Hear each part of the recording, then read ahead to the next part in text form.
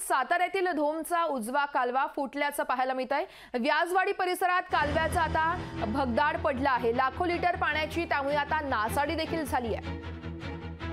एकाच महिन्यात दोनदा हा कालवा फुटलाय। पाटबंधारे विभागानं केलेल्या सर्वेक्षणावरती त्यामुळे आता संशय व्यक्त केला जातोय।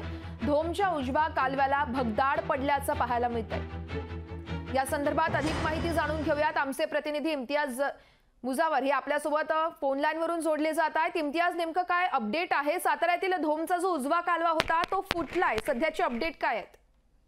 नक्कीच वर्षा, सातारा जिल्ह्यात सध्या दुष्काळ परिस्थिती निर्माण होत असताना या पार्श्वभूमीवर सातारा वाई तालुक्यातील व्याजवाडी परिसरामध्ये धोमचा उजवा कालवाला भगदाड पडलाय। आज सकाळी 6ची घटना आहे ही आणि लाखो लिटर पाणी ओढ्यातून पूर्णतः वाया गेलेलं आहे। वाई तालुक्यातील दुसऱ्यांदाच म्हणजे 1.5 ते 2 महिन्याच्या कालावधीमध्ये दुसऱ्यांदा घटना घडलेली आहे।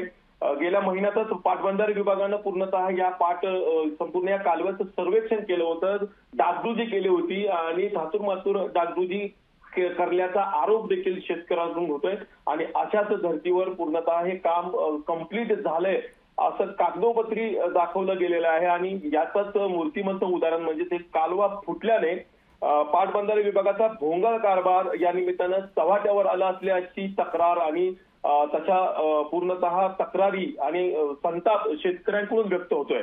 अगदीच इम्तियाज, धन्यवाद तू दिलेल्या सविस्तर माहितीसाठी। तर आपण बघतोय साताऱ्यातील धोमच्या उजव्या कालव्याला मोठं भगदाड पडलंय। पाटबंधारे विभागानं खरं तर सर्वेक्षण केलं होतं, मात्र त्यानंतर देखील भगदाड पडल्यानं या सर्वेक्षणावरती संशय व्यक्त केला जातोय। लोकशाही मराठी ऐका, पहा, जागरूक रहा।